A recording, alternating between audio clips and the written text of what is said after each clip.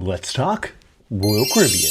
So I know I talk a lot about Disney cruises because we go on a lot of Disney cruises and that's my favorite cruise line. But we do, on occasion, go on Royal Caribbean cruises, and my favorite of the Royal Caribbean cruises that we have been on is the Icon of the Seas. So Icon of the Seas debuted a little over a year ago in January of 2024, and we've been on it twice, and let me tell you, that ship is huge. It's like a small city on the water, and we had the best time ever because there's just so much to do on that ship.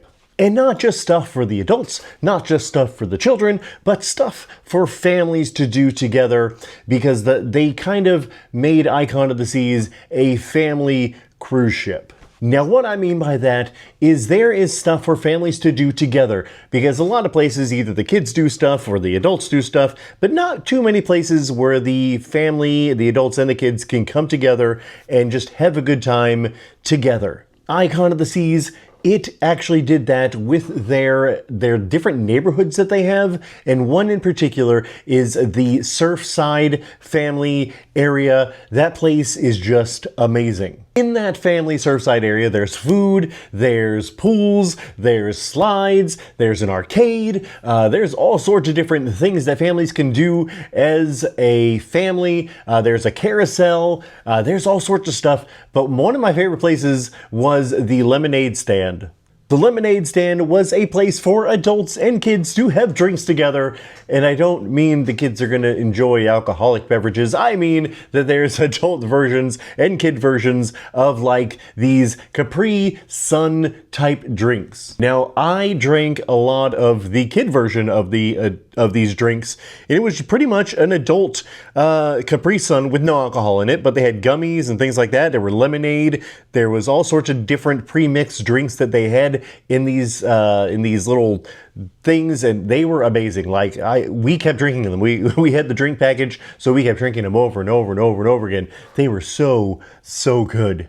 And actually, one of my favorite places to eat on that ship was in the Surfside area, and it was Pier 7. Pier 7 is pretty much a hidden gem on that ship because even though there was so many people around in the area in Surfside, there was not very many people actually inside the restaurant, and you couldn't really tell how good the food was going to be by just looking at the menu. You actually had to see the food, and let me tell you, this food was so good. It was so good, in fact, we actually ate there twice, once for dinner and then once for brunch, because they are open for brunch, lunch, and dinner. And we had dinner and we had brunch. And if I would have eaten this prior to like the last 2 days of the cruise, I would have probably eaten there a lot more.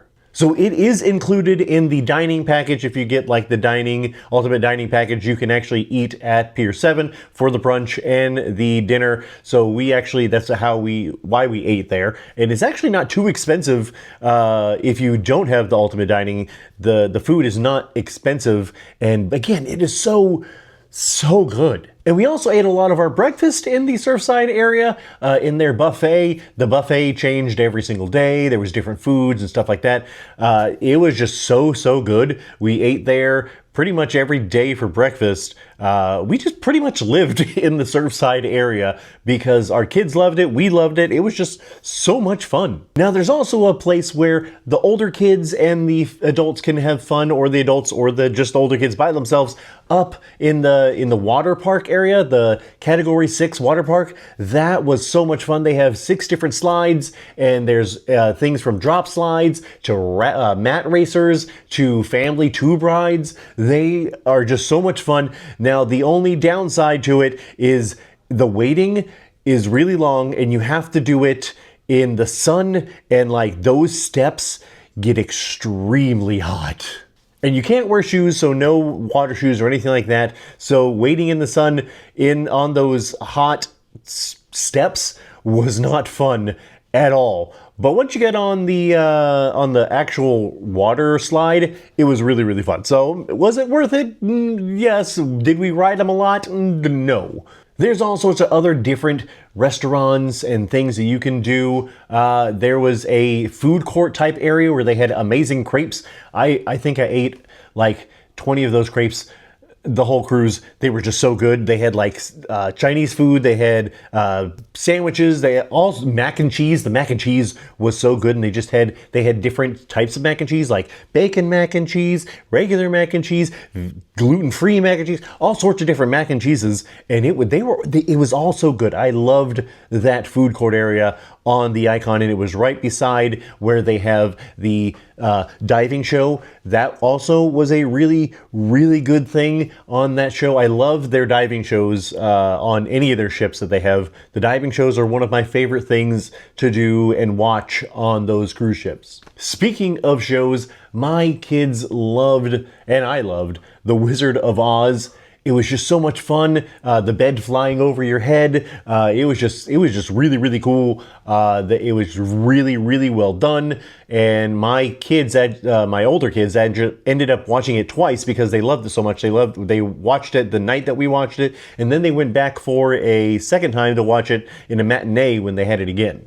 The only downside to the shows on the Royal Caribbean is you actually have to have reservations. Like Disney, we can just go and see the show whenever we want. On the Royal Caribbean ships, you have to have a reservation to go see the show, so you have to, in advance, you have to pick the times and the days that you want to go see these shows, and it's only limited seating. And if you don't get to see, if you don't make the reservation, there's a waiting area, but that's not a guaranteed waiting area. So sometimes you can get in if you don't make the reservation, but you only make a reservation one time per cruise. So like the Wizard of Oz show, you can only make one reservation for that week. You can only make one reservation for the dive show.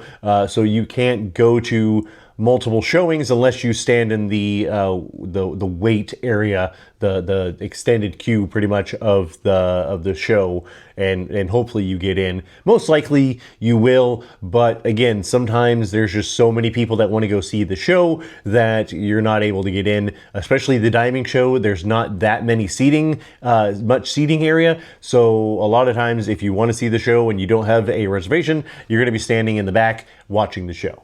The room that we were actually in Concierge. The second time we were in a regular room. The first time, Concierge was so nice. With Concierge, if you didn't have a reservation or you wanted to, book they would try their hardest to get you into the show or switch your shows or anything like that. It was really, really nice. That was our first time ever in Concierge, and we actually are going to do it again on the Star of the Seas when this November when we go, or September, one of the two. When we go on the Star of the Seas, we're going to be doing that in Concierge as well. And I can't wait to go on that ship because it's just like the Icon, and I really want to see what's different. I know instead of the Wizard of Oz show, they're going to have Back to the Future the musical, which I am really looking forward to that. But the Icon of the Seas Concierge, again, it was the first time us ever doing Concierge ever, and it was amazing, and it made me never want to do another Royal Caribbean cruise any other way. So be on the lookout. If you do Concierge, you're not going to want to go back to not doing Concierge because it's amazing. So that was our experience on the Icon of the Seas. We rode it again, like I said, we were on it twice, and we had such a good time both times. The elevators were amazing, the shows were amazing, the food was amazing, the family orientation of the ship was amazing. There was so much to do for everybody on the ship, and we just had such a good time. If you like videos like this about Royal Caribbean, about Disney, about all sorts of different cruising and theme parks, make sure to subscribe to the channel. I will see you guys later. Remember to love yourselves and each other. Bye-bye.